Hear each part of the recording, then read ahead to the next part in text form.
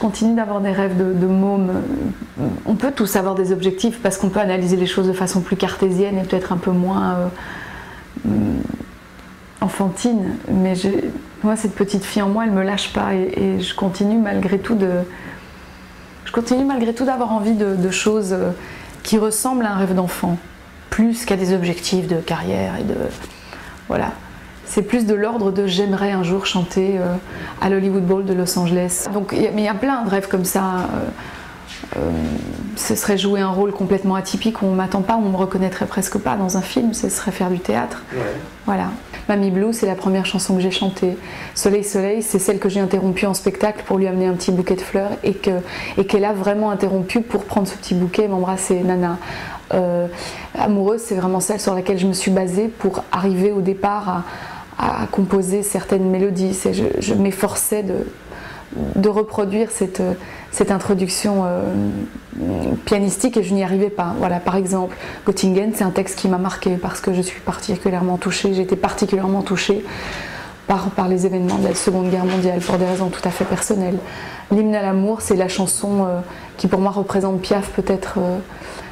c'est peut-être sa quintessence parce que c'est relié à une histoire d'amour qui moi me touchait particulièrement. Donc j'ai pas dû faire d'effort en fait pour être honnête par rapport au choix des chansons. Ça n'a pas été cornélien du tout, ça a été très évident pour moi. Mais j'ai parfaitement conscience que c'était casse-gueule. D'ailleurs, c'est pas une question d'avoir peur ou pas. Je savais parfaitement à quoi je m'exposais en m'attaquant à des chansons aussi sacrées que celle-là. C'est pour ça que j'ai sollicité un producteur anglais qui a abordé ça comme de grandes chansons simplement et pas juste comme si on entrait dans un temple sacré, tout en sachant qu'une partie de ce répertoire l'est.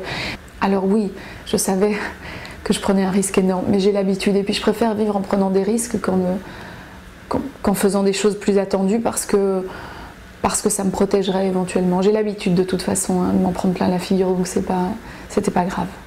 Ce qui est important, c'est de rester dans le temps, c'est de durer. Et jusque-là, les gens continuent de m'accompagner, de me tenir la main, beau temps, mauvais temps. Bon, j'ai cette chance-là. C'est difficile pour moi de vous faire un énoncé matériel de ce qui me passionne, parce que moi, mes passions sont animées par une énergie peut-être un peu plus mystique. Voilà, moi, j'aime les choses qui créent une énergie belle. C'est vraiment sur un plan vibratoire que je suis une femme passionnée, peut-être un peu moins sur un plan quantifiable ou tangible. Mais s'il faut parler de choses plus anodines, plus légères, les choses qui me passionnent sont généralement celles qui créent le bonheur, parce que le bonheur est une ponctuation. Alors il y a plein de petites choses. C'est de la musique qu'on ne connaît pas, qu'on découvre, c'est une pièce de théâtre, un film, un bouquin. Et puis j'aime en général ce qui peut paraître un peu loin de mon univers. Voilà, j'aime découvrir des artistes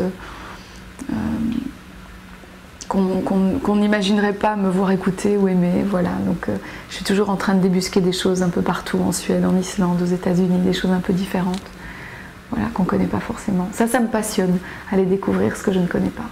Voilà. Je suis une grande curieuse en fait.